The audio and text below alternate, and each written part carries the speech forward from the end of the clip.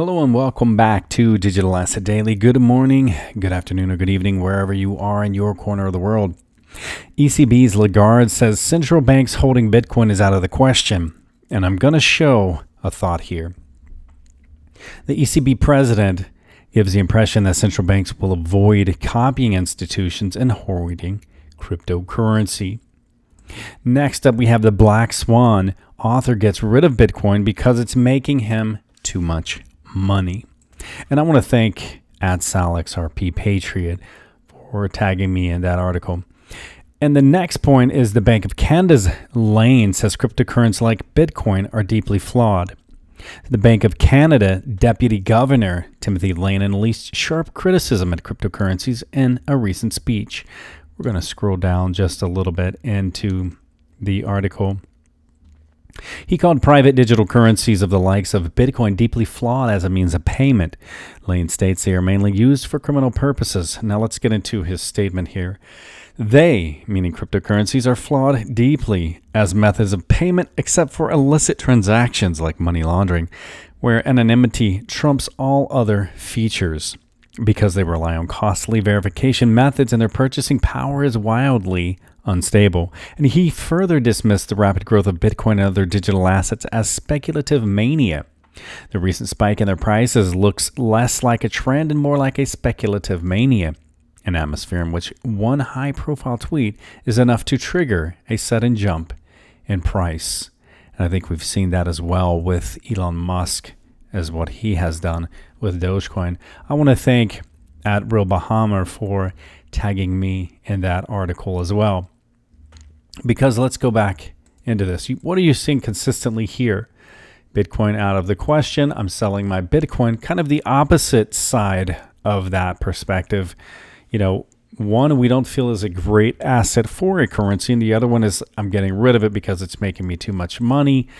And again, here we don't want it because it's deeply flawed in its aspect of legalities and currency, etc. But we've shown over the past month a lot of different attacks and a different angles that they have begun attacking Bitcoin. And the previous president has stated that, he was not a fan of Bitcoin and that he did not like cryptocurrencies. But again, as you focus and you learn, you've come here for a little bit, you've been here for a little while, I should say. You understand as we move forward, Bitcoin is associated to cryptocurrency, where digital asset is more related to assets like, Zenfin or Ripple or Stellar's native currencies of XRP, XLM, XDC, etc. And they call them even hybrids or green assets. You can see how they're moving away from that stereotype, that stigma of what they consider negative. The cryptocurrency associated with Bitcoin, digital asset associated with Ripple's native currency, XRP. You have the blockchain, which is the stigma associated to Bitcoin and cryptocurrency. And you have DLT or distributed ledger technology, which is the new progression, the motion forward, moving away from that stigma into something positive and fresh and new. DLT, distributed ledger technology, replacing blockchain. You have digital assets or hybrid green technology replacing the Bitcoin and cryptocurrencies. So having said that, you can see we've shown over the past month a lot of different angles on how they're attacking that and moving away. And even in a previous video this week, we've shown how they stated they could have the 51% attack and shut it down. And even Augustin Carstens from the Bank for International Settlement, the Bank for Banks, has basically said no to Bitcoin as well. And again, guys, if you are new to this channel, there are certain specific things that we cannot say on YouTube.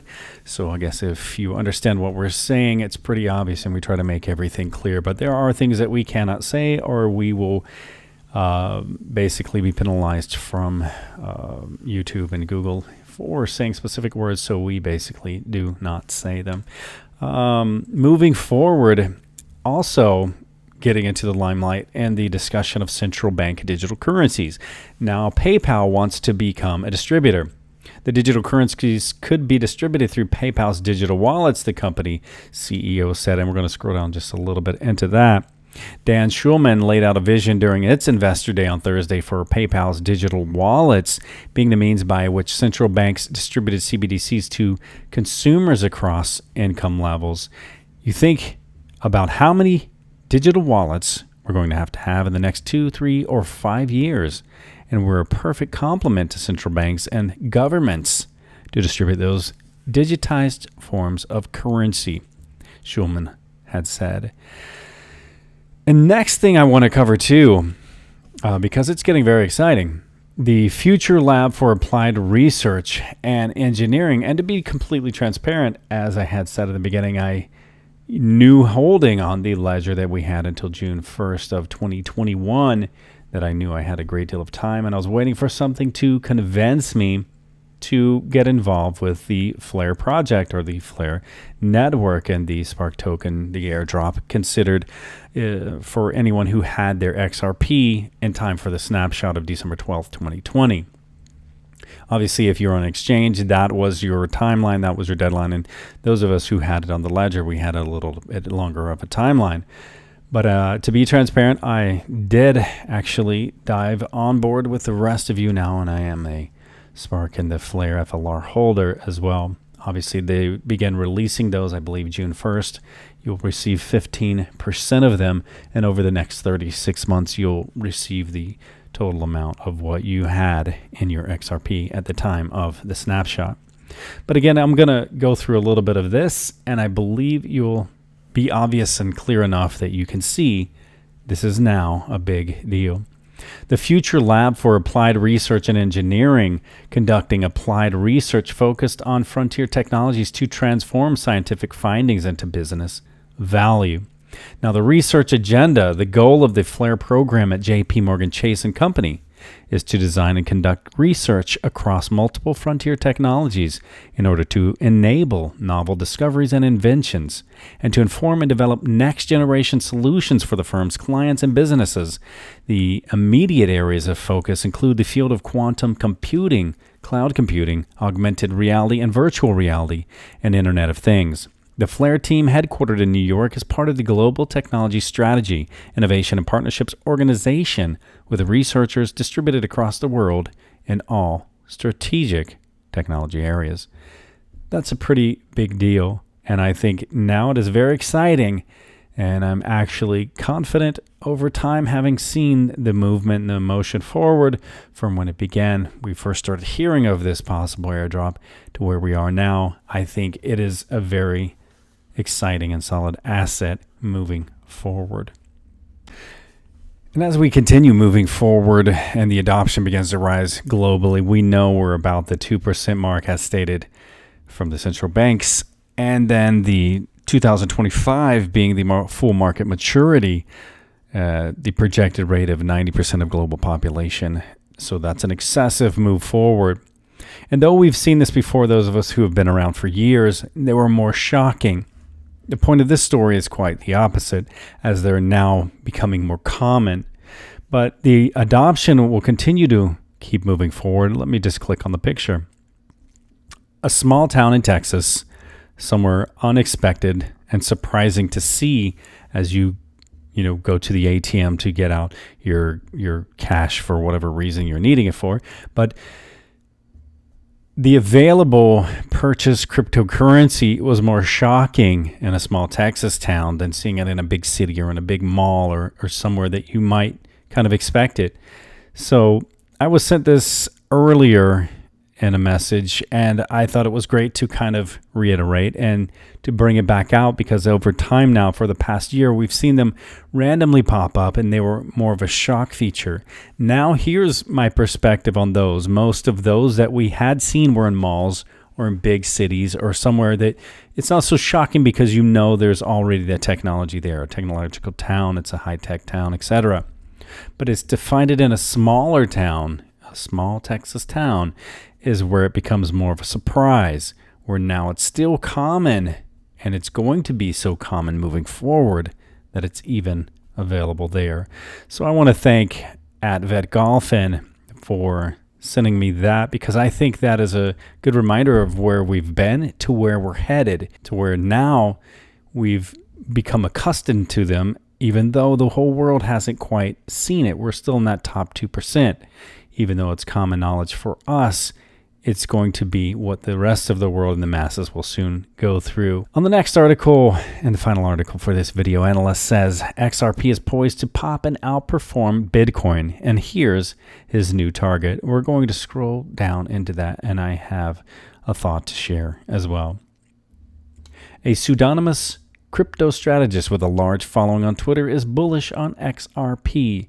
The trader, known in the industry as Credible Crypto, tells his 113,100 followers that the crypto asset is likely to break out against Bitcoin in the short term. And it says in his comment that, did I mention that I think XRP is going to pop? Odds XRP increases against BTC here are high. Betting that XRP will outperform BTC from current levels is an extremely low risk, high reward bet to make, and I'm taking it. So XRP's price took a big hit in December after the U.S. Securities Exchange Commission, SEC, filed a lawsuit against Ripple alleging the company illegally sold the asset as an unregistered security and continues to do so to this day. Earlier the month, XRP briefly exploded in value to more than 70 cents, but it has since lost much of that ground. And I will add until today, and it started moving back up. So what we're going to do, actually, let's just click on the CoinMarketCap. Currently, XRP at the time of this recording is 0.6111 cents, and Stellar is 0.5576. So that's very exciting. We're still moving up, and that's with the multiple lawsuits and the SEC allegations, and even the halting and removing XRP from U.S. exchanges. Imagine once this is settled, they have regulatory clarity, all of that is cleared, how fast and how high this is going to move. All right, guys, remember, this is not financial advice. It is for entertainment purposes only. But before we go, we want to make sure we give a shout out to our VIP patrons, and we want to say thank you, Gary Davidson, for your support. Before we go, we are going to leave you with a final thought. In every success story, you will find someone who has made a courageous decision. Much love, and we will catch you in the next one.